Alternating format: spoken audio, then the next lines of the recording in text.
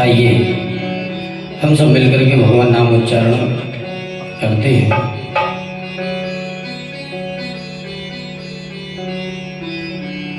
मिलजुल के सभी लोग राम नाम गाइए, बहती है ज्ञान गंगा गोता लगाइए। मिलजुल के सभी लोग राम नाम गाइए, बहती है ज्ञान गंगा गोता लगाइए।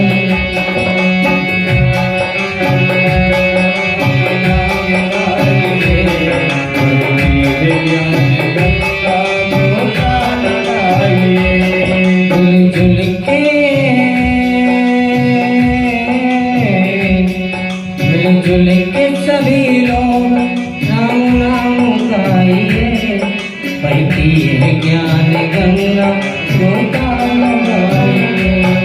मिलजुल के सभी लोग राम नाम गाइए, बहती है ज्ञान गंगा गोता लगाइए।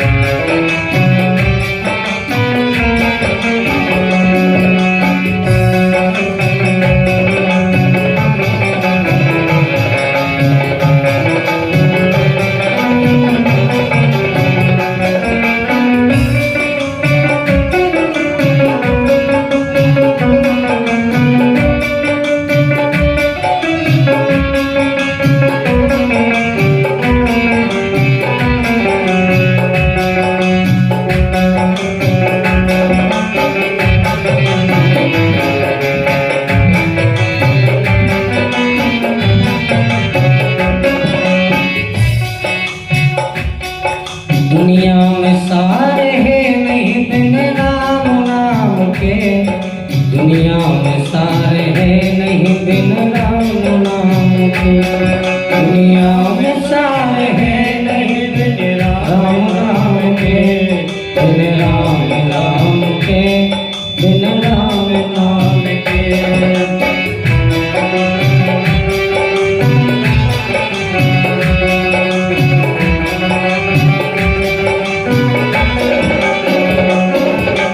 दुनिया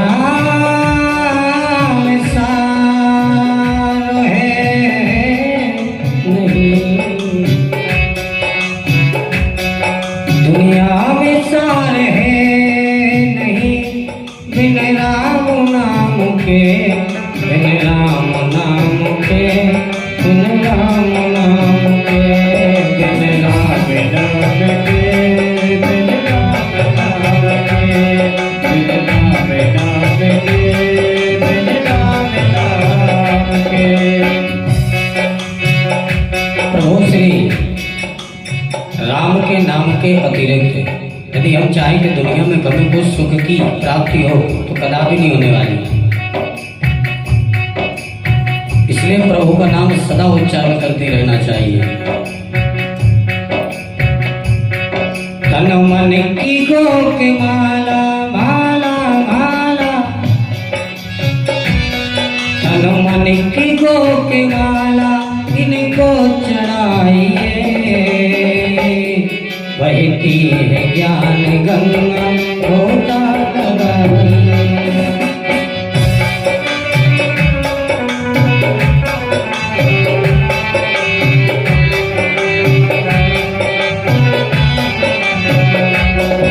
मिलजुल के सभी लोग राम नाम गाइए, बहती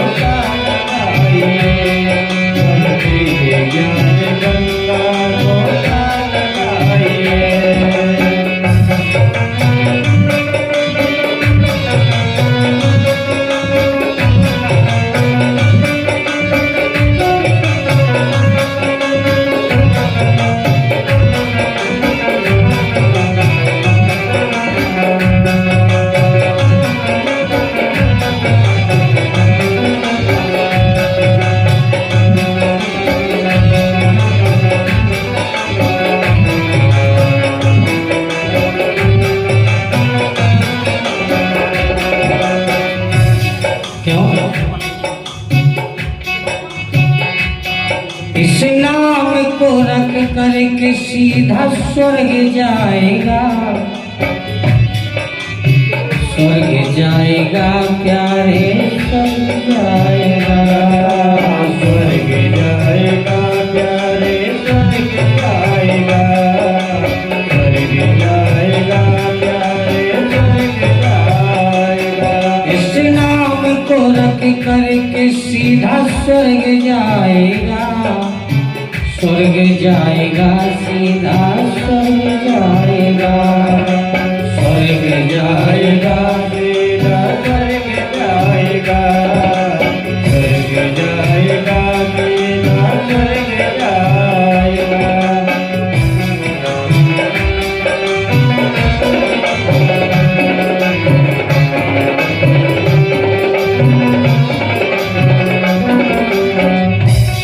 श्री भागवत पुराण के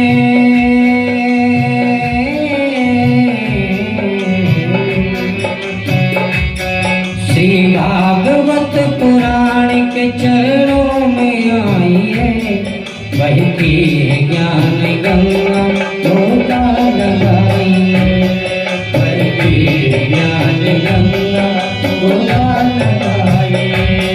मिलजुल के सभी लोग राम नाम गाइए, बहती है ज्ञान गंगा गोता लगाइए। मिलजुल के सभी लोग राम नाम गाइए, बहती है ज्ञान गंगा गोता लगाइए, बहती है ज्ञान गंगा गोता लगाइए, बहती है ज्ञान गंगा गोता लगाइए। मिलजुल के सभी लोग राम नाम गाइए, मिलजुल के सभी लोग राम नाम गाइए, बहती है ज्ञान गंगा गोता लगाइए, बहती है ज्ञान गंगा गोता लगाइए, बहती है ज्ञान गंगा गोता बोले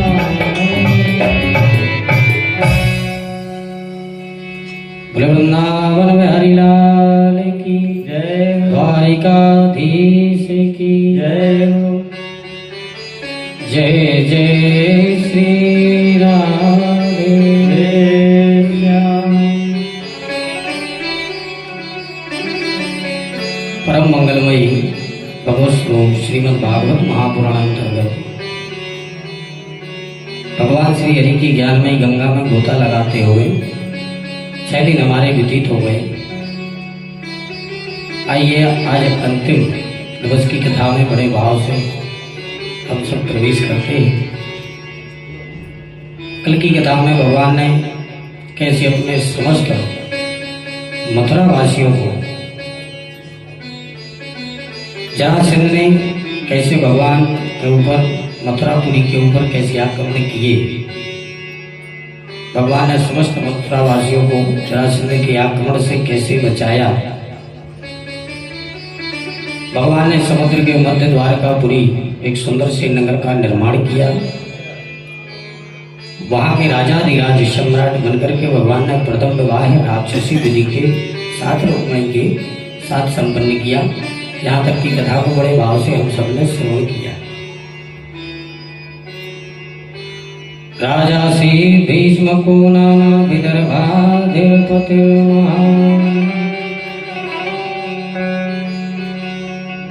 सुद्धू जी कहते हैं, राजन इसके उपरांत भी भगवान के और भी विवाह हुए। परीक्षित ने कहा, प्रभु शिशुपाल जो भारत लेकर के आया था उसका क्या होगा? तब सुखदेव महामुनि ने बड़े विस्तार से चरित्र श्रवण कराया। कहा, राजन रुक्मिणी साक्षात लक्ष्मी का स्वरूप है। लक्ष्मी तो आदि अनादि से भगवान श्री नारायण की ही है। लक्ष्मी को यदि अपने पास बुलाना है तो 3 रिश्ते बना लो। बहन का बना लो, माँ का बना लो या बेटी का बना लो। तो लक्ष्मी दौड़ी भागती सीधे अपने घर आएगी। यदि शिशुपाल की भांति लक्ष्मी पति बनना चाहे तो असंभव है। पति बन करके लक्ष्मी को पाना असंभव। आज शिशुपाल रोया। क्यों रोया? क्योंकि उसने लक्ष्मी स्वरूपा श्री रुक्मिणी को वर्ण करना चाहा। जिसे डोले में लेकर के आया कि इसमें मैं दुल्हन को लेके जाऊं, महाराज उसी में मुंह छुपा करके बैठ करके गया। सब लोगों ने समझाया, जरासंध तो बड़ी भाव से समझाता है, अरे शिशुपाल भैया मैं क्या बताऊं, मेरी स्थिति देखो, 17 बार मैंने आक्रमण किया, उससे युद्ध किया, सामना किया, फिर भी हार नहीं मानी। 18वीं बार तो मैं कालाइवर को लेके गया, मथुरा जाने के लिए ही मैंने सीधे छुड़वा दिया। देख लो, मथुरा छोड़ करके ही समुद्र की शरण लिए बैठा है, फिर भी मैंने हार नहीं मानी। तब जब सब लोगों ने समझाया तो शिशुपाल को भी लगने लगा कि जब हमसे भी ज्यादा बेशरम लोग यहाँ पड़े हैं, 18 बार ये हार चुके हैं, तो हम तो भी पहली बार ही आ रहे हैं, चलो कोई बात नहीं। अपने आप को इस प्रकार से समझाया और जो डोला दुल्हन को लेने के लिए आया था उसी डोले में मुंह छुपा करके उसको जाना पड़ा। तभी से भगवान के लिए 100 गालियां और भगवान का कट्टर शत्रु बन गया ये। क्यों बना? क्योंकि लक्ष्मी स्वरूपा रुक्मिणी को पत्नी बनाना चाहता था। रुक्मिणी महारानी आदि अनादि से नारायण की ही है, इसलिए अगर उनको प्रसन्न करना है, अपने पास बुलाना है, अपने पास रखना है, तो माँ का रिश्ता बना लो, बहन का रिश्ता बना लो। भाई राजा बलि ने तो बहन का रिश्ता बनाया, बेटी बना लो।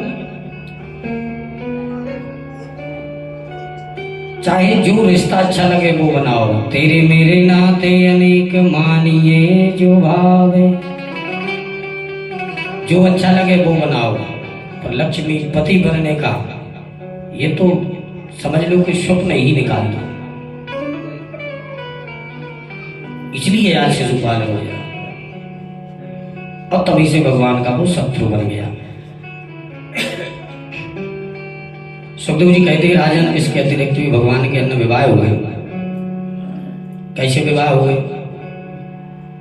सुखदेव जी कहते हैं, राजन एक सत्रजित नाम का राजा था, सूर्य भगवान का परम भक्त था। इसने भगवान की अनन्य तपस्या की तो सूर्य भगवान ने प्रसन्न होकर के इसको मणि प्रदान कर दी। वो मणि जब इसको दे दी, स्यमंतक नाम था मणि का, स्यमंतक नाम की मणि इसको प्रदान की तो मणि में महाराज सबसे बड़ी विशेषता ये थी कि 8 भार सोना उसमें से नित प्रति तैयार होता था। अब 8 भार का मतलब 20 तोले का 1 भार होता है, तो 8 भार सोना उसमें से नित प्रति। एक दिन ये उसी मणि को कंठ में धारण करके सीधे द्वारका नाथ के दर्शन करने के लिए द्वारका में ही चला गया। जब उसके गले में मणि पड़ी हुई है, जो द्वारका वासियों ने देखा तो देखते ही सत्रजित को सूर्य भगवान समझ बैठे। भगवान ने समझाया, द्वारकानाथ ने, अरे भैया ये सूर्य नहीं है, ये सूर्य भक्त सत्रजित है। तब उनको बोध हुआ। सत्रजित दर्शन करने के उपरांत जब जैसे ही नगर के लिए वापस आने लगा तो कुछ द्वारकावासी 2-4 लोग आए और उसके सामने हाथ जोड़ करके निवेदन करने लगे। बोले, महाराज जी का निवेदन करना है। क्या? बोले, आपके गले में जो ये मणि है ये आपके गले में शोभायमान नहीं दे रही है। हमारा तो निवेदन यही है कि आप इस मणि को हमारे महाराज द्वारकानाथ के चरणों में भेंट कर दीजिए। तो उसने 2 टूक मना कर दिया। ये मणि कोई ऐसी वैसी है? कठोर साधना करने के उपरांत ही ये मुझे प्राप्त हुई है। अब तुम करे द्वारकानाथ के चरणों में भेंट कर दो, बिल्कुल नहीं लेने वाला। द्वारकावासियों ने कहा महाराज ऐसे बिगड़ो मत, आपकी इच्छा है तो दे दो, नहीं तो कोई आवश्यकता थोड़ी है, हमारे द्वारकानाथ के पास किसी चीज की कमी है वाला। आपके गले में अच्छी नहीं लग रही इसलिए हमने कह दिया, आपका मन हो तो ठीक है, नहीं तो आप जाइए।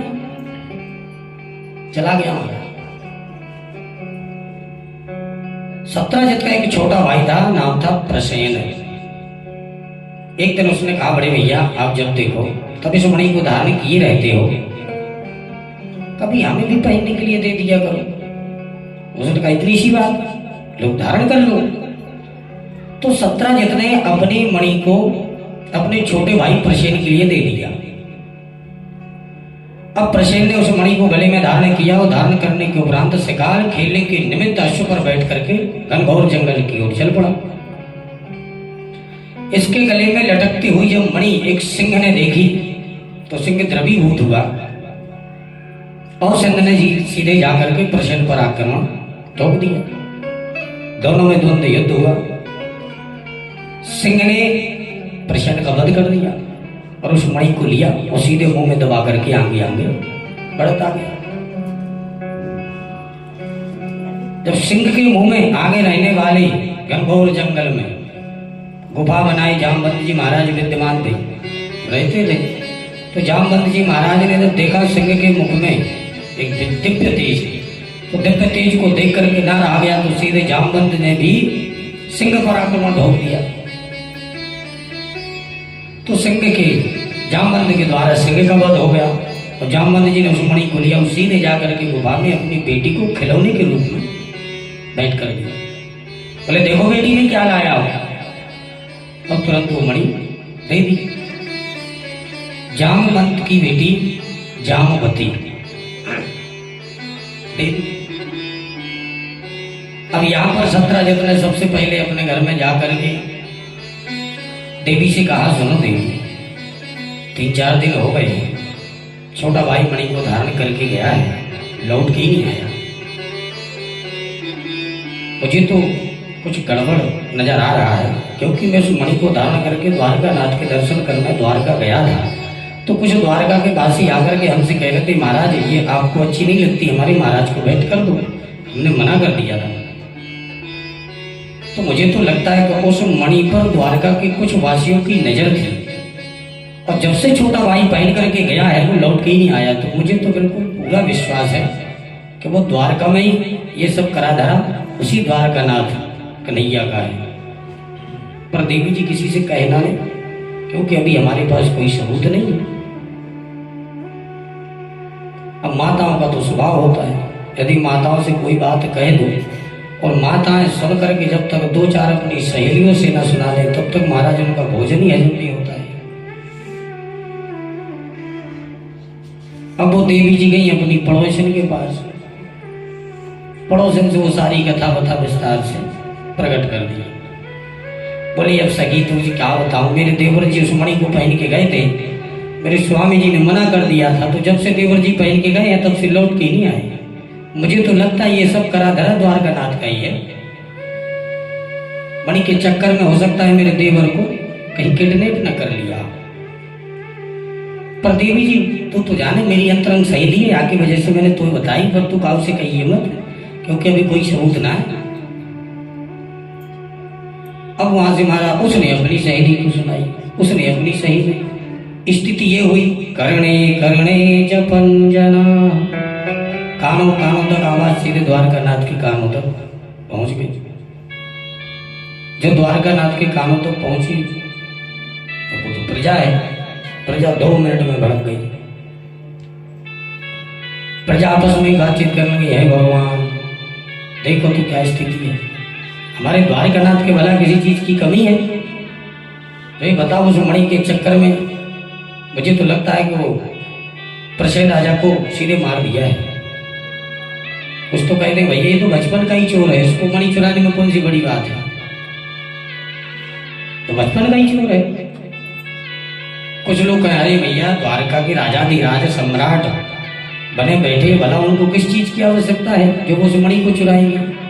अब कुछ लोग अच्छा कहें, कुछ लोग बुरा कहें, भगवान को लगने लगा लोग ये कलंक घर बैठे ही बैठे लगना था। तो दो चार अपने द्वारका वासियों को लिया, कहा चलो भैया थोड़ा सा अपन प्रयास करें, उस मणि की खोज करें। खोज करने के निमित्त निकल पड़े। जैसे ही निकले घनघोर जंगल में पहुंच गए तो प्रसेन का मरा हुआ शव मिल गया। शव को जब देखा तो शव के पास में जब देखा तो सिंह के चरण चिन्ह, उस सिंह के चरण चिन्हों को देखते हुए आगे गए तो सिंह भी मिल गया।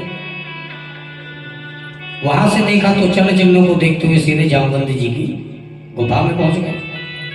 जैसे ही गुफा में प्रवेश करने लगे तो भगवान ने द्वारका वासियों से कहा, सुनो भैया, हम इस गुफा में प्रवेश करने के पूर्व एक बात, यदि 12 दिन तक हम इस गुफा से ना निकले तो आप लोग हमारी प्रतीक्षा नहीं करना, सीधे अपने द्वारका के लिए प्रस्थान कर देना। जी महाराज। और यूं समझा बुझा करके भगवान सीधे उस गुफा में प्रविष्ट होते चले गए। जैसे ही प्रविष्ट हुए जामवंती जी ने देखा तो जोर जोर से चिल्लाने लगी जामवती, अरे पिताश्री देखिए वो ये चोर घुसा चला रहा है। जो जोर से उसने चीख लगाई नहीं, चिल्लाई नहीं कि दौड़े भागे वहां से जामवंत जी ने सीधे आकर के द्वारकानाथ के ऊपर आक्रमण बोल दिया। दोनों में पता चला द्वंद्व युद्ध छिड़ गया। घमासान युद्ध, दोनों विशाल गजराज की भांति युद्ध कर रहे हैं। सुखदेव जी कहते हैं राजन 27 दिन तक घनघोर दोनों के बीच युद्ध चलता रहा। 28वें दिन भगवान ने जो मुख के यहाँ से 2-4 यहाँ से जब घने घने लगाए, जब हड्डी पतली नस नस ढीली हुई तो तुरंत हाथ जोड़ करके चरणों में गिर गया। बोले प्रभु मैंने आपको पहचान लिया, आप ही हमारे प्रभु मर्यादा पुरुषोत्तम श्री रामचंद्र जी सरकार हैं। कैसे आना हुआ प्रभु? भगवान ने सारी कथा बता विस्तार से जामवंत जी महाराज के सामने प्रकट की। बोले हम क्या बता, हम तो घर में बैठे थे पर एक थोड़ा सा कलंक लग गया है, चोरी का मामला, इसलिए महाराज हम तो उसी को तलाश करते फिर रहे हैं। किस चीज की महाराज? बोले कि मणि की चोरी हो गई। सत्राजित नाम के जो एक राजा है उनकी मणि हो गई, हम तो उसी की तलाश कर रहे हैं। जामवंत जी ने कहा महाराज क्षमा करें, मणि तो हमारे पास है पर दे नहीं सकता। भगवान ने कहा दे नहीं सकते? क्यों नहीं दे सकते? बोले महाराज मैं दे ही नहीं सकता, मैंने अपनी बेटी को दान कर दिया। भगवान बोले चाहे कुछ भी करो पर हम बगैर लिए जा नहीं सकते। अब जामवंत जी ने कहा प्रभु अब आप तो जानते हो यदि कोई पिता अपनी बेटी के लिए कोई वस्तु दान कर दे तो उसको कभी नहीं लेना चाहिए, इसलिए मैं तो ले नहीं सकता। आपको यदि मणि चाहिए तो बेटी से विवाह करो तो दहेज में मणि दे देंगे। भगवान ने कहा चाहे जो करो पर हमें मणि चाहिए। फिर क्या हुआ महाराज, जामवंत जी ने लगे हाथ ही अपनी बेटी जामवती का हाथ भगवान द्वारका हाथ के हाथ में पकड़ा दिया और दहेज के रूप में उस मणि को दे दिया। बोले द्वारिकाधीश की। और जामवंत जी ने विदा किया। वहां से सीधे लेकर के पहुंचे सीधे सत्राजित के भवन में। सत्राजित के भवन में पहुंचते ही भगवान ने उस मणि को सामने रख दिया और कहा भैया जहां ये मणि थी वहां से ये प्रमाण पत्र भी लाए हैं, भाई सबूत भी है, हमारे पास नहीं था। जब सारी कथा बता भगवान ने भी विस्तार से सत्राजित के सामने रखी तो जो लोग भगवान को गालियां दे रहे थे वो भगवान को छोड़ करके सत्राजित को गाली देने लगे। भाई जनता है हवा की तरह होती है, 2 मिनट में इधर 2 मिनट में इधर, तुरंत जनता का माहौल बदल गया। बोल कुछ लोग बोले देख लो हम तो पहले ही कह रहे थे भाई, अरे हमारे द्वारकानाथ के भला किसी चीज की कमी है जो वो इस मणि को चुराएंगे। अब ये चोर ने चोरी की होती तो भला वो देने के लिए आया था? कभी नहीं। अब सत्राजित को लगने लगा कि लोग हम तो लोगों की गाली सुन सुन के ही ना मर जाए, अब क्या किया जाए। तो उसने हाथ जोड़ करके निवेदन किया, मन में सोचा क्यों नहीं का ससुर बन जाओ तो लोगों की गाली नहीं सुननी पड़ेगी। तो भगवान से निवेदन करने लगा, प्रभु अब तो मुझे लगता है मैंने तो आपके साथ ये बहुत बड़ा विचित्र पाप कर दिया है, अब पाप का प्रायश्चित कैसे हो? तो मेरा तो प्रभु एक ही मन हो रहा है कि क्यों ना मेरी बेटी से आप विवाह कर लीजिए। मुझे ये मणि बिल्कुल नहीं चाहिए, आप ही इस मणि को ले लीजिए। भगवान बोले फिर वही विडंबना खड़ी कर रहे हो, जो जनता तुम्हें गाली दे रही है वो फिर हमें देने लगी, लोग क्या कहेंगे? देख लो भाई, मणि के चक्कर में ही भगवान ने आज सत्यजीत की बेटी सत्यभामा से विवाह कर लिया। इसलिए भैया हमें ये मणि के चक्कर से पढ़ना ही नहीं। बोले नहीं प्रभु। जब वो हाथ जोड़ करके भगवान के पीछे ही पड़ गया तो भगवान ने उस प्रस्ताव को भी स्वीकार किया। तो सत्यजीत ने भी अपनी बेटी सत्यभामा का हाथ भगवान के हाथ में पकड़ा दिया। भगवान ने कहा जब उसने दहेज में उस मणि को दिया तो भगवान ने कहा सुनो, ये मणि तुम अपने पास रखे रहो और इससे जो नित्य प्रति सोना 8 बार प्रकट होता है उसको सीधे आकर के मेरे द्वारका में भेजते जाया करो। सत्य को स्वीकार किया और वहां से दोनों को लेकर के भगवान द्वारिका में आए।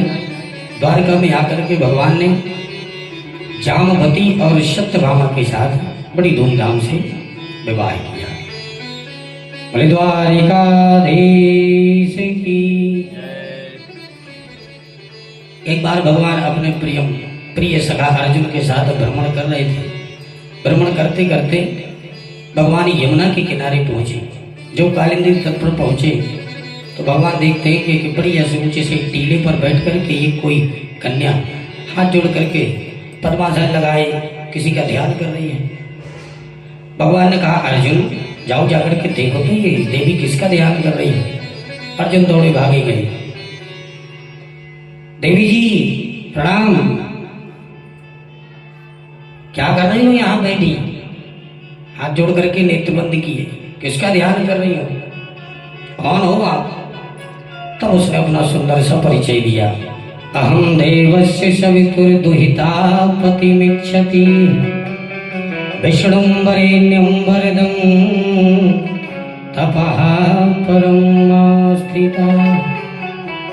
हे महाराज, मैं सविता की दुहिता हूं, अर्थात सूर्य पुत्र कालिंद्री मेरा नाम है। तो देवी यहाँ क्या कर रही है? बोले परमं तपा, हम तप कर रहे हैं। किसके लिए, किसका कर रही हो? बोले हम भगवान द्वारिका नाथ को पति रूप में पाने के लिए ही उनका ध्यान कर रहे हैं। जो ये बात अर्जुन ने सुनी दौड़े भागे भगवान के पास आए। बोले प्रभु गजब हो गया क्या? बोले इस समय में आपकी बृहस्पति कुछ ज्यादा ही तेज चल रही है, गुरु दशा। भगवान ने कहा अच्छा क्यों, ऐसा क्यों कर रही है? बोले प्रभु ये तो आपके लिए रेडी है। अच्छा, अरे तो भाई हमको मिलवाओ। और सीधे अर्जुन ने जाकर के भगवान से मिलवाया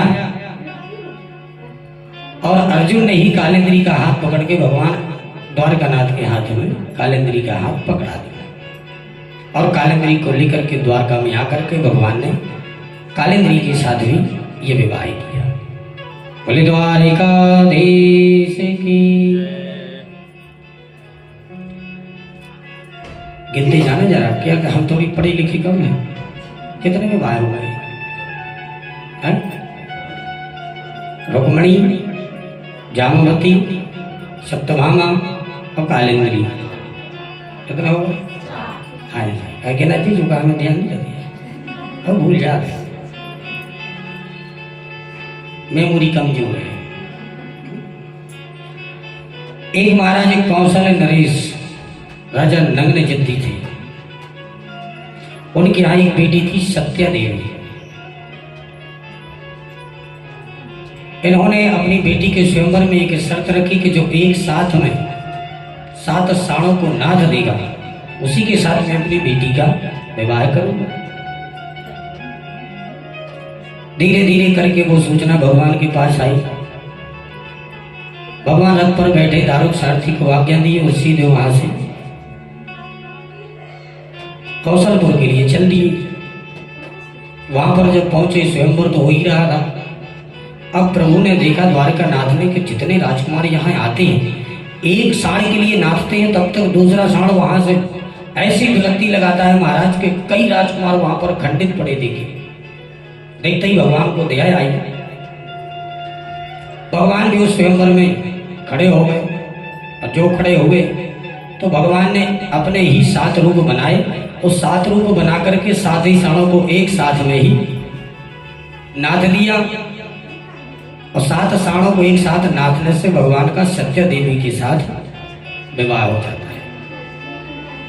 पुनः वहां से द्वारका में ला करके भगवान ने सत्य देवी के साथ भी बड़े विस्तार से विवाह किया। बोले द्वारिकाधीश की। 2 भाई थे, बिंद और अनुबिंद। इन दोनों की एक बहन थी बिंदा। वृंदा नाम की बहन और बिंद अनुबिंद 2 भाई। तो ये राजनीति पद पाने के लिए दुर्योधन के साथ अपनी बहन का विवाह करना चाहते थे। तो भाई दुर्योधन के साथ अपनी बहन का विवाह करेंगे तो राजनीति से कुछ लाभ हमें भी मिलेगा। पर महारानी वृंदा ने भी जैसे रुक्मिणी ने एक चित्र बना था कि हमारे प्रभु ऐसे होंगे, मन में संकल्प किया कि हम विवाह करेंगे तो एकमात्र द्वारकानाथ के साथ, ऐसे ही मित्र वृंदा ने भी चित्र बनाया, मन में संकल्प किया। भगवान के पास जब सूचना आई तो भगवान भी सीधे स्वयंवर में प्रकट हुए। जैसे वहां से माला लेकर के मृत वृंदा चली आ रही थी तो भगवान भी आकर के दुर्योधन के बगल में ही खड़े हो गए। जो मित्र वृंदा ने अपने द्वारकानाथ को देखा तो देखते ही बड़ी गदगद हो गई। अब माला डालनी थी दुर्योधन को, और जो द्वारकानाथ दिखे तो दुर्योधन को छोड़ करके द्वारकानाथ के गले में माला डाल दी। और जो माला डाली तो भगवान तो वहां अकेले ही थे। अब सब लोग एक दूसरे को देखने लगे। भगवान को लगने लगा कि यहाँ पर युद्ध की कुछ आशंकाएं प्रकट हो रही है। तो भगवान ने जैसे रुक्मिणी का हरण किया था वैसे ही भगवान ने मित्र वृंदा का हाथ पकड़ा और रथ पे बैठे और नौदू गया, सीधे द्वारका में आए। और द्वारका में आकर के मित्र वृंदा के साथ भी भगवान ने विवाह किया। बोले द्वारिकाधीश की। कितने हो गए? हम सोचे बीच को कम हो गया। भैया सुनी क्या कि भगवान ने को बीच में छुट्टी करा ली होगी। बोलो राधे राधे। ऐसे भगवान के विवाह 6। एक भगवान की बुआ थी, नाम था श्रुत कीर्ति। वसुदेव जी की ये बहन थी। भगवान के चरणों से अधिक प्रेम था। इनकी एक बेटी थी भद्रा। जब भगवान के बारे में ये सुनती थी कि द्वारकानाथ वहां जाकर के वहां से विजय प्राप्त किए, वहां गए तो वहां से विजय प्राप्त किए, वहां गए तो वहां से विजय प्राप्त किए, जब चारों तरफ प्रभु का कीर्ति का यश का जब ध्वजा लहरा रही है तो उनके चरणों की ये दीवानी होगी। मन में सोच लें कि क्यों ना अपन इसको ही अपना दामाद बना ले तो सदा हमारा चिंतन भी होता रहेगा और हमसे मिलना जुलना भी प्रभु का हो जाएगा। तो एक दिन भगवान को बुलाया, भगवान आए। श्रुत कीर्ति ने अपनी बेटी का विवाह का प्रस्ताव रखा। भगवान ने स्वीकार नहीं किया। भगवान ने कहा, बुआ आप हमारी बुआ हो, आप बंदनीय हो, इसलिए विवाह उचित नहीं है। तब चरणों में हाथ जोड़ करके निवेदन किया। सांसारिक रिश्ते कुछ अलग होते हैं। मैं मानती हूं कि वसुदेव की बहन में श्रुतकीर्ति हूं, तेरी बुआ हूं, पर तू भतीजा है, ये सांसारिक दृष्टि से तू भतीजा है। तू है कौन? प्रकृते परम। प्रकृते है परम मतलब अद्य पुरुषम नमस्ये। तू साक्षात परम पिता परमात्मा है। तुझे पहचानने की सामर्थ्य हर व्यक्ति में नहीं है। जब इस प्रकार से आरती करके सब कुछ बखान किया तब भगवान ने स्वीकार किया। और श्रुत कीर्ति ने भी अपनी बेटी भद्रा का विवाह भगवान को अपने नजदीक अपने करीब लाने के लिए द्वारकानाथ के साथ कर दिया। ऐसे भगवान के विवाह हो गए 7। बोले द्वारिकाधीश की। अब वैसे भी अपन अपनी लोक दृष्टि में देखें तो वैसे विवाह भी होने लगे, पर इसमें कोई दोष नहीं है। यदि मामा बुआ में विवाह हो जाए तो उसमें कोई दोष नहीं, क्योंकि ये भगवान ने भी किया है धर्मशास्त्र के अनुसार। 8वां विवाह भगवान ने आसमान में ऊपर घूमती हुई मछली नीचे जल में देख करके प्रतिबिंब भगवान ने छेदन किया बाण से। तो चलती हुई चक्रवात मछली का छेदन करने से भगवान के एक लक्ष्मणा नाम की कन्या से विवाह हो जाता है। ऐसे भगवान के अलग अलग 8 विवाह हो गए। सुखदेव जी कहते हैं राजन 16,100 विवाह भगवान के एक साथ एक ही दिन एक ही मुहूर्त में संपन्न हो गए। सुनकर के परीक्षित चौके बोले महाराज मुझे ये बात समझ में नहीं आई कि हमारे द्वारकानाथ के लिए 16,100 इतनी सारी कन्याएं कहाँ मिल गई। तब सुखदेव जी ने बड़े विस्तार से ये पावन चरित्र श्रवण कराया। कहा राजन एक नरकासुर नाम का दैत्य था, भूमि का पुत्र होने के नाते उसको भौमासुर भी कहते थे। इस नरकासुर ने मन में विचार किया कि हम किसी से कम है क्या।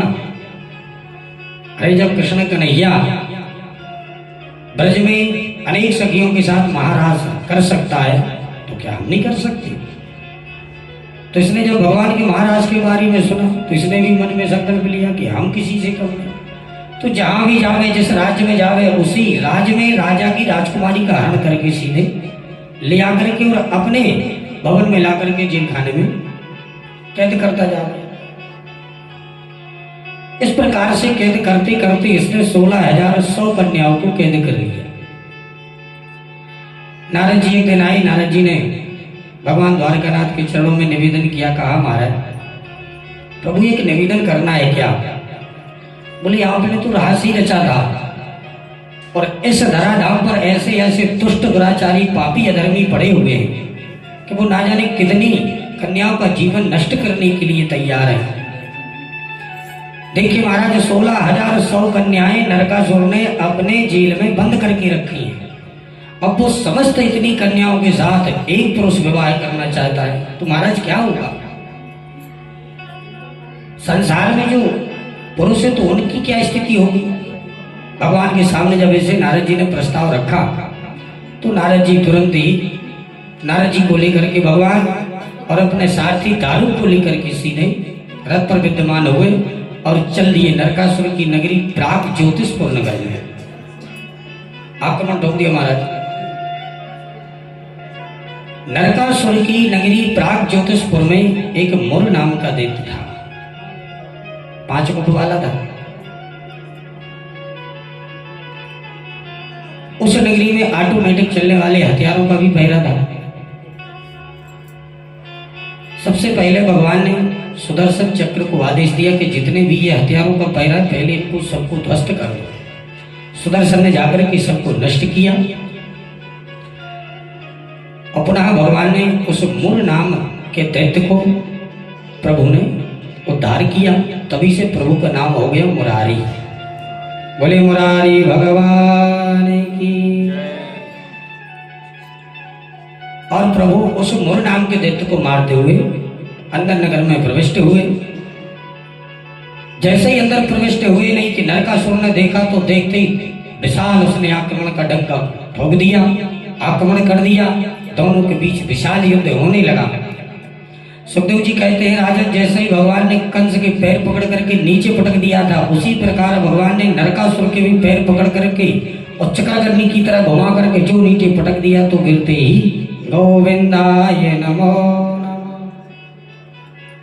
इस प्रकार से भगवान ने नरकासुर का भी उद्धार किया। और नरकासुर को मार करके उस जेल खाने का ताला तोड़ करके समस्त कन्याओं को मुक्त किया। सभी कन्याओं को ला करके द्वारका में लाई। द्वारका में ला करके भगवान ने अनेक देशों के अनेक राजकुमारों के पास लिस्ट बना बना के भेजी। तो जिस राज्य के राजा के राजकुमार के पास वो लिस्ट जाती है, अब द्वारका से आई है, मना भी नहीं कर सकते, सब दौड़े भागे सीधे। नवयुवक राजकुमार सीधे दौड़े भागे द्वारका में आए। भगवान द्वारकानाथ ही विवाह का प्रस्ताव रखते हैं राजकुमारों के सामने, और जिस राजकुमार के सामने विवाह का प्रस्ताव रखते हैं वही राजकुमार मना कर देता है। बोले महाराज, ये नरकासुर के जैसे दुष्ट के यहाँ रह करके आई है, मैं कैसे इनको पावन और पवित्र समझ लूं। तो किसी भी राजकुमार ने राजकन्याओं को स्वीकार नहीं किया। तब समस्त कन्याओं ने हाथ जोड़ करके भगवान के चरणों में प्रणिपात करते हुए कहा, प्रभु अब तो आपके चरणों के अतिरिक्त है, मुझे लगता है कि हम समस्त कन्याओं के लिए संसार में कोई शरण देने वाला नहीं है। अब यदि आप ही हमें ठुकरा देंगे तो फिर हमें कौन शरण देगा। आप तो भक्त वत्सल हैं, इसलिए प्रभु हम समस्त कन्याओं पर कृपा करो। भगवान ने कहा, चिंता न करो माँ भैष्ठ, हम तुम्हारी रक्षा करेंगे। तो भगवान ने 16,100 रूप बनाए और समस्त कन्याओं के साथ भगवान ने एक मुहूर्त में ही विवाह किए। बोले द्वारिकाधीश की। इस प्रकार से भगवान के विवाह 16,108। सुखदेव जी कहते हैं, राजन, प्रत्येक रानी के 10 पुत्र और एक बेटी का जन्म होगा। 10-10 पुत्र हुए एक एक रानी के। अब 16,108 गुणे 10 जोड़ लेना, कितने भगवान के पुत्र थे? 1,61,080। अब उनके हुए फिर उनके, तो ऐसे भगवान का बढ़ता हुआ परिकर स्वयं का 56 करोड़ संख्या पहुंच गई। 56 करोड़ संख्या पहुंची, सुनते ही परीक्षित अवाक रह गए। बोले, प्रभु इतना विशाल परिवार, और इतने विशाल परिवार के साथ हमारे प्रभु रहते कैसे थे? तब सुखदेव महामुनि ने प्रभु के ग्रस्त की थोड़ी सी लीला सुनाई। परीक्षित ने कहा, महाराज सबसे बड़ी विडंबना तो यह कि संसारी के लोगों को देखिए। संसारी लोग तो 2-4 ही रहते हैं, 10 लोगों का परिवार हो जाए तो पालना बड़ा कठिन हो जाता है। कोई समस्या आए तो संसारी लोग तो माथा पकड़ के रोने लगते हैं, और भगवान का इतना विशाल परिकर, तो भगवान कैसे रहते थे? तो सुखदेव जी कहते हैं, राजन, प्रभु का नियम था कि कभी उदास रह करके नहीं बैठे, जो होगा देखा जाएगा। हम लोगों की तरह नहीं कि थोड़ी सी समस्या आई सिर पकड़ के बैठ गए, हे भगवान अब क्या होगा, हे भगवान अब क्या होगा। अरे होगा जो होगा, होगा जो होगा, प्रभु पर छोड़ दो। और प्रभु के ऊपर जब सब कार्य छोड़ दिया जाए तो फिर प्रभु द्रौपदी की तरह हाथ ऊपर खड़े कर दो। जब हाथ ऊपर खड़े कर दिए जाते हैं तब प्रभु ही प्रकट हो जाते हैं। फिर प्रभु देर नहीं लगती, तत्क्षण प्रभु प्रकट हो जाते हैं। और हम लोग ऐसा करते हैं। अब यह अनुभव हमने किया है, ये अनुभव हमने किया है। हमने प्रभु के प्रति जब लगन लगाई तो हमें अनुभव ये हुआ कि प्रभु ने हमारे साथ क्या किया। करके देखो, कार्य भर करो। कार्य क्या है? सिर्फ कर्म रूपी कार्य करो। जो कर्म है बस वो करते रहो, फल की इच्छा मत करो। भगवान कृष्ण ने भी तो यही अर्जुन से कहा था कि पार्थ कर्म करते रहो, मैं तो यहाँ पर फल लेने के लिए ही बैठा हूं, इसलिए कर्म करो। तो भगवान के 16,108 पट रानी पर भगवान कभी सिर पकड़ के नहीं बैठे। कोई न कोई रानी भगवान से रूठती रहती थी, तो भगवान जब रानी रूठती थी तो भगवान उन रानियों को बड़े भाव से मनाते थे, और भगवान कभी रूठे नहीं किसी रानी से। समस्त रानियों में सत्यभामा जो थी वो सबसे सुंदर और रूपवान थी, तो भगवान से अधिक यदि रूठती थी तो सत्यभामा ही रूठती थी, और भगवान से कोई रानी नहीं रूठती थी। हाँ, यदि नाराजगी हो जाए तो 2-5-10 चंद पलों के लिए, पर सबसे ज्यादा सत्यभामा। पता चला महाराज के महीनों तक बात ही नहीं होती।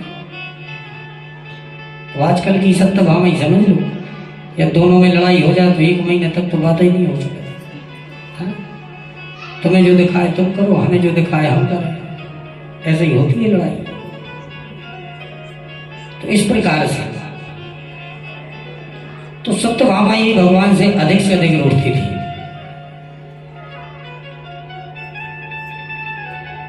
एक दिन नारद जी आए स्वर्ग से, और जब स्वर्ग से आए तो स्वर्ग की एक धरोहर है कल्प वृक्ष पारिजात, उसका पुष्प लेकर के आए।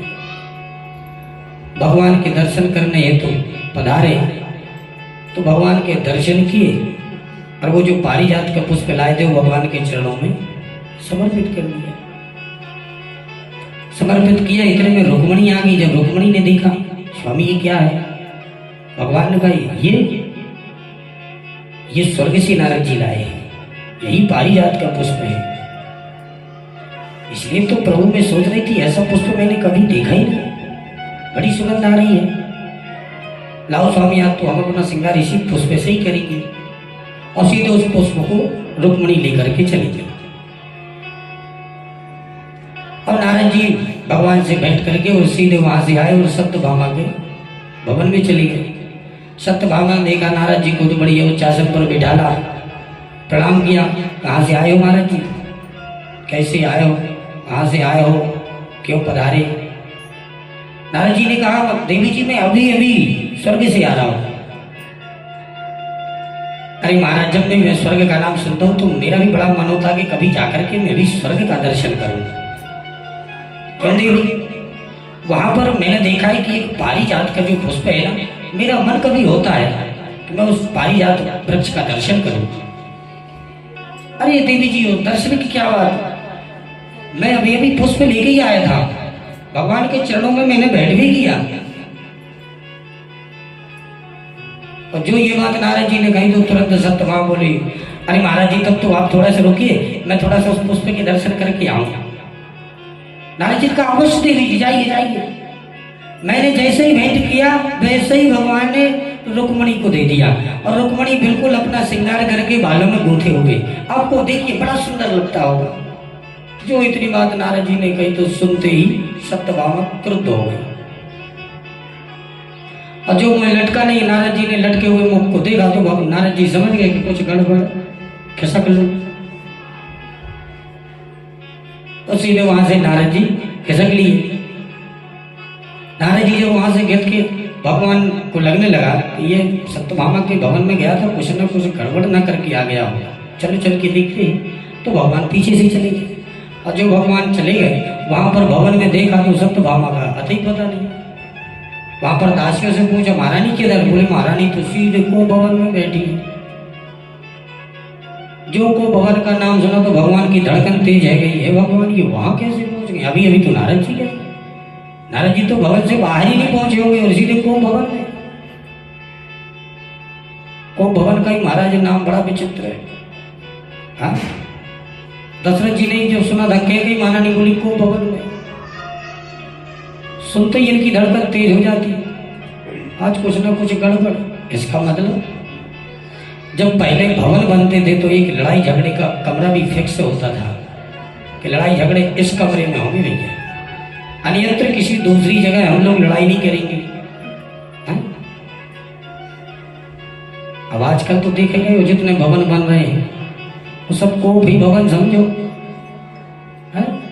श्रीमती जी को खाना बनाने का होता ही लड़ पड़े, फेंक के बाल बच्चों को लाने बिल नहीं मार दी, कछु ना मिले, ये स्थिति है। अब पूरा भवन ही कोप भवन है, तो शांति कहाँ रहेगी?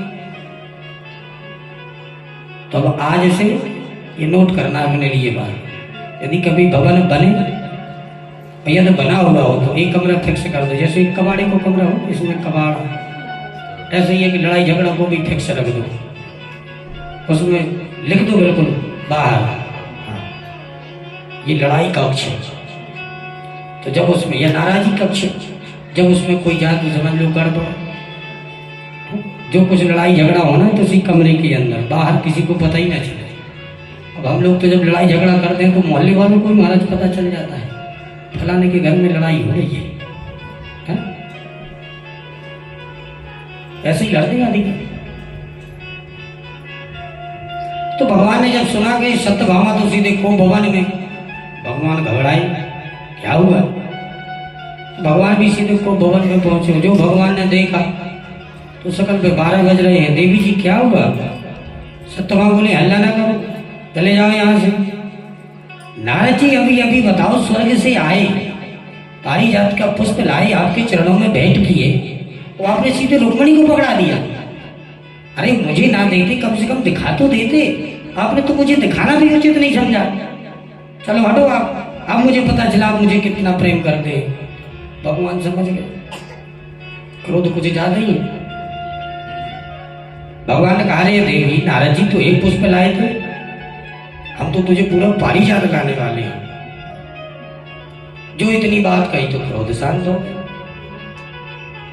अब भाई एक पुष्प की बात तो लग, तो पूरा पारिजात आने वाला है।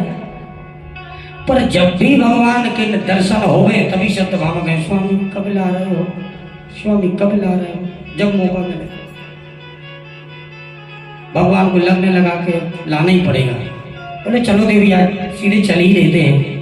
तो सीधे भगवान अपने गरुड़ पर आरूढ़ हुई और सीधे स्वर्ग के लिए चल दिए सत्यभामा को लेकर के। अब जैसे ही स्वर्ग में पहुंचे, इंद्र ने देखा तो दिव्य और भव्य भव्य स्वागत किया प्रभु का। षोडशोपचार विधि से पूजन किया। अब पूजन करने के बाद उच्च आसन पर बिठाना। आज जब स्वर्ग में प्रभु पहुंचे तो स्वर्ग के भी वहां पर जो अन्यत्र देवता है वो सबके सब प्रभु का दिव्य और भव्य स्वागत कर रहे हैं पुष्पादि माला से प्रभु का। इंद्र ने देखा, इंद्र चरणों में प्रणाम किया। बोले प्रभु कैसे आना हुआ इस स्वर्ग को, आपके आने से तो ये स्वर्ग ही पूरा बिल्कुल धन्य हो गया। बड़ी कृपा की प्रभु, कैसे आना हुआ? भगवान ने कहा कुछ नहीं इंद्र, अरे देवी जी है ना, ये जब देखो तब यही कहती थी चलो स्वर्ग देखना है, चलो स्वर्ग देखना है। आज हमारा मन हुआ तो हमने कहा चलो दिखाई देते हैं, इसलिए बस देवी जी को घुमाने लाए हैं। अच्छा ये बात है, चलिए महाराज तो आपको सारा प्रभु स्वर्ग दिखाई देते हैं। तो आज भगवान के साथ है इंद्र और सत्यभामा के साथ है इंद्राणी, चारों में बढ़िया, और हम भी दूत रक्षा हेतु लगे हैं। सबके सब बढ़िया भ्रमण कर रहे हैं सारे स्वर्ग। इंद्र ने प्रभु को दिखाया, सारे ब्रज स्वर्ग को दिखाते दिखाते भगवान बोले देखो भाई इंद्र तुम्हारा स्वर्ग तो बहुत अच्छा है भाई, इसका मतलब है कि तुम देखभाल तो अच्छे से कर रहे हो, व्यवस्थाएं बहुत ठीक ठाक है। और घूमते घूमते जो पारिजात के पास आए नहीं, तो पारिजात के पास आते ही सत्यभामा ने इशारा किया, लेने देने की बात करो ना, इसी के लिए तो आए, लेने देने की बात करो। अब भगवान बोले सुनो इंद्र तुम्हारा स्वर्ग बहुत अच्छा लगा, और भाई तुम इसकी देखभाल भी बढ़िया कर रहे हो।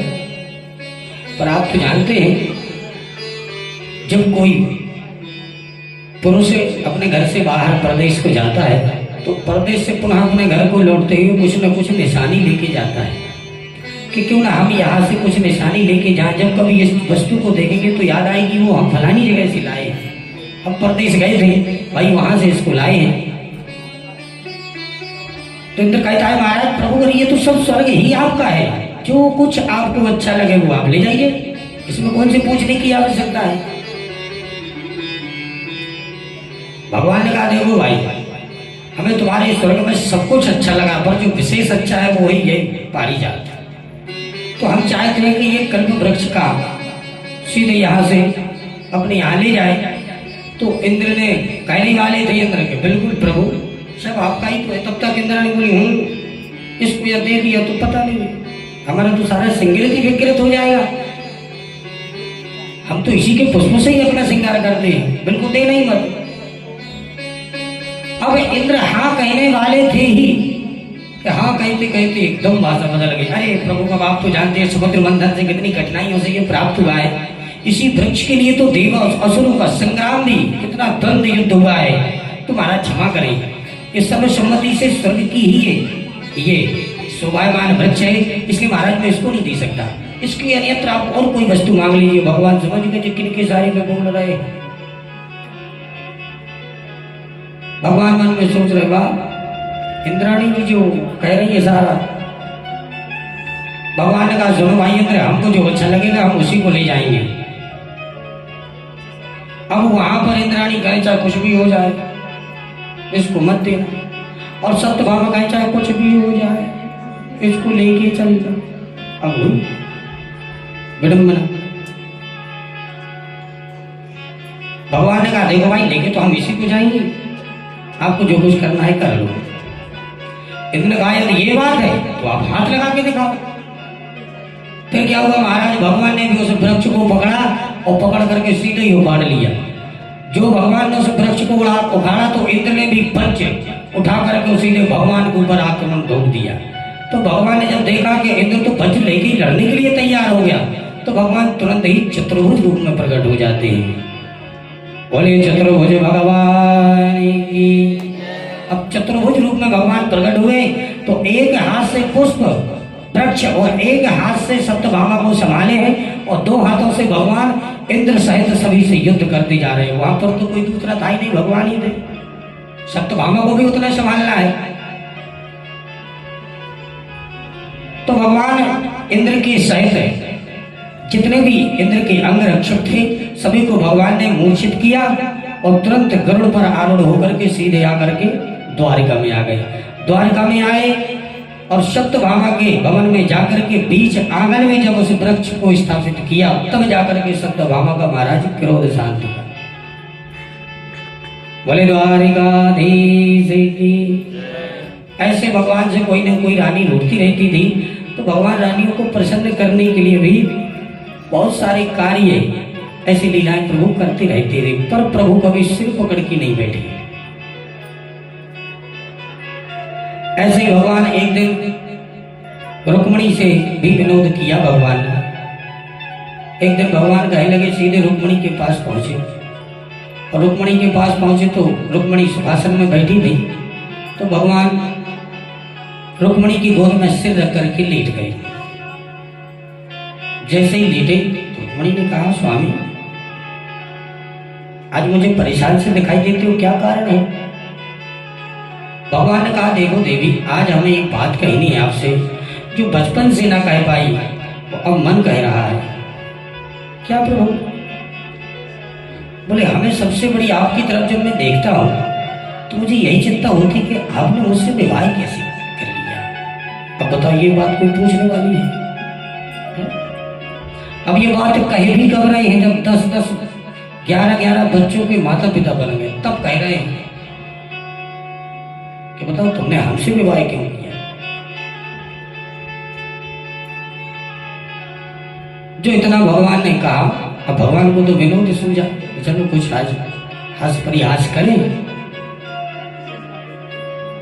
पर जब इतनी बात कही तो रुक्मणी जी तो बेहोश सी हो गई, चेहरा बिल्कुल उतर गया।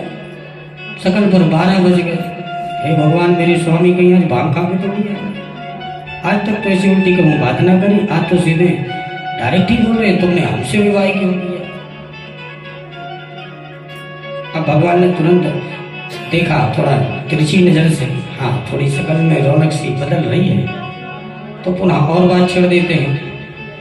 देखो देवी कुछ भी कहो, शादी के पूर्व जब शादी लोग करते हैं तो खानदान पूछते हैं, पर हमारा तो कोई खानदान ही नहीं है। क्या तुमने सोच करके हमसे विवाह किया?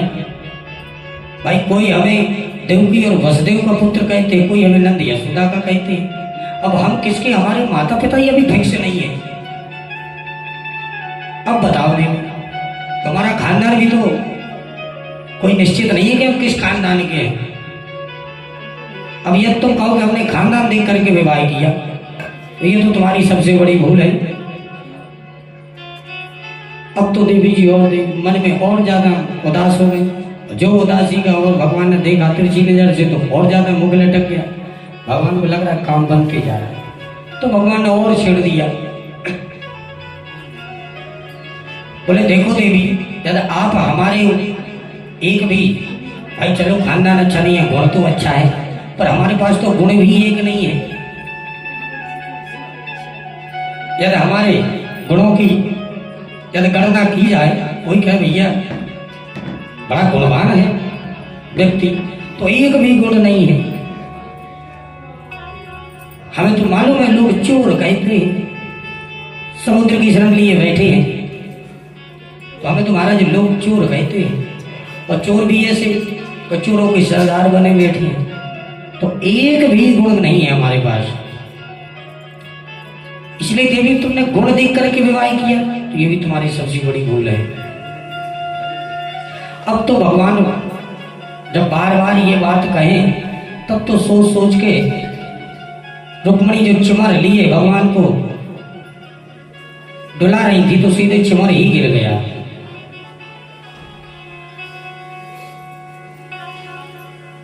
और अंत में जब भगवान ने देखा कि अब तो स्थिति कुछ गंभीर ज्यादा होती जा रही है, तो भगवान ने अंतिम बात और कह दी, देवी जी अब हम तो यही कहते हैं कि देखो तो आपने कितना अनर्थ शिशुपाल के साथ किया है। अरे वो बारात लेकर के कितने साथी बारातियों को लेकर के आया, और फिर भी तुमने उसको इनकार कर दिया, ये तुम्हारी गलत बात है कि नहीं? बताओ, तुम्हें विवाहने के लिए, तुम्हें ले जाने के लिए आया, डोला लाया, पर बेचारा उसी डोले में वो बैठ करके उसको जाना था, ये तुमने गलत किया कि नहीं? पर हम तो कहते देवी अब भी कुछ नहीं बिगड़ा। जो इतनी बात कही तो सुनते ही रुक्मणी सीधी बेहोश होकर के जमीन में गिर पड़ी। मूर्छावस्था में भगवान ने देखा कि तो सचमुच में मूर्छित हो गई, तो भगवान ने पानी आने के छींटे जल के लगा करके मूर्छित अवस्था से जागृत किया और कहा, देवी आप तो बिल्कुल, क्या हो गया तुम्हारे लिए? तुम तो बिल्कुल नीचे ही गिर गई थी।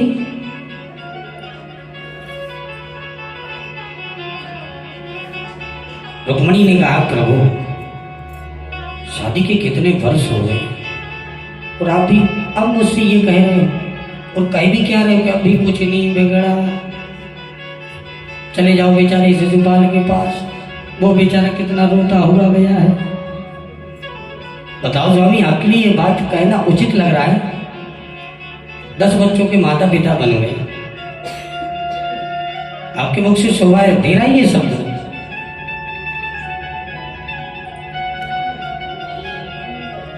भगवान ने कहा, देवी मैं तो आज मुझे मन में ही ऐसा लग रहा था कि चलो आज मैं अपनी रुक्मणी के पास बैठ कर के कुछ परिहास करूंगा, पर देवी जी मैं कभी तुमसे यदि हंसी मजाक करूं तो कर नहीं सकता क्या? तुम तो सीधे बेहोश ही हो गई। अब रुक्मणी को लगने लगा कि हाँ हो सकता है भाई ये सचमुच हंसी मजाक ही कर रहे थे।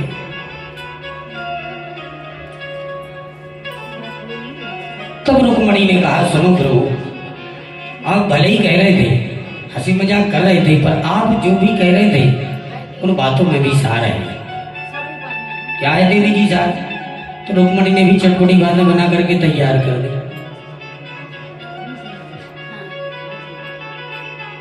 बोले देवी अभी हम तो कह रहे थे कि हमारे माता पिता तो कोई नंद यशोदा का कहता है, कोई देवकी वसुदेव का। रुक्मणी ने कहा, बिल्कुल यथार्थ सत्य है स्वामी। अरे जब सारे जगत के पिता आप ही बने बैठे तो आपके माता पिता कौन हो सकते हैं? सारे जगत के ही आप तो पिता माता पिता बने। त्वमेव माता च पिता त्वमेव बन्धोश्च सखा त्वमेव। अरे प्रभु आप तो सर्वस्व है। अंत में क्या कहना पड़ा? त्वमेव सर्वं मम देव देव। आप तो सर्वम खर्विदम, प्रभु आप तो सर्वस्व है, सारे जग के पिता परमात्मा बने बैठे, तो भला आपका परमात्मा, आपके माता पिता कौन हो सकते हैं? तुरंत नई बात बना करके खड़ी कर दी, और जो ये बात कही नहीं, भगवान को लगने लगा रुक्मणी इसका मतलब तुम तो बहुत बड़ी दुखी हो, हम नहीं तुमको समझ पा रहे हैं। तब तो देवी जी हमने ये भी कहा था कि हम तो बड़े चोर हैं, रुक्मणी ने कहा सुनो स्वामी, आप माखन मिजरी चीर की चोरी नहीं, अनेक जन्मार्जित पाप चोरम चौराग्रगण्यम पुरुषं नमामि।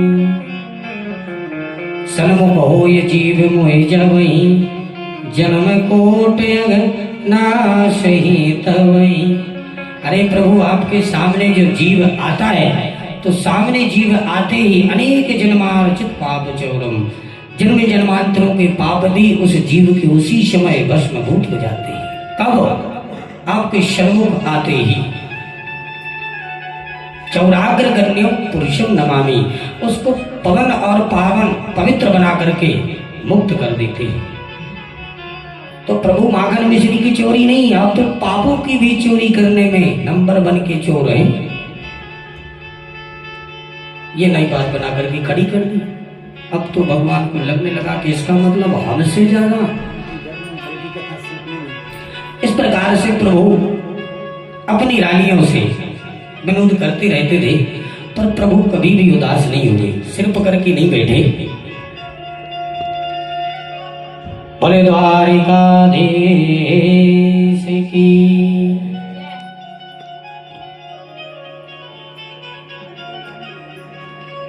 प्रभु श्री राम जी को देखिए, राम जी आज मर्यादा पुरुषोत्तम। प्रभु श्री राम जी वनवास जा रहे हैं। अच्छा, जा भी कब रहे हैं? यहाँ पर जरा बिल्कुल शब्दों पर विचार करने योग्य है। प्रभु श्री राम का राज्याभिषेक होने लगा। रघुवंश के आदि गुरु वशिष्ठ मुनि, जब श्री वशिष्ठ मुनि जी ने शुभ मुहूर्त देखा, शुभ शोधन किया, तो शोधन बनाया कि कल प्रातः भगवान का राज्याभिषेक होगा। तो प्रभु श्री राम का राज्याभिषेक होने की तैयारी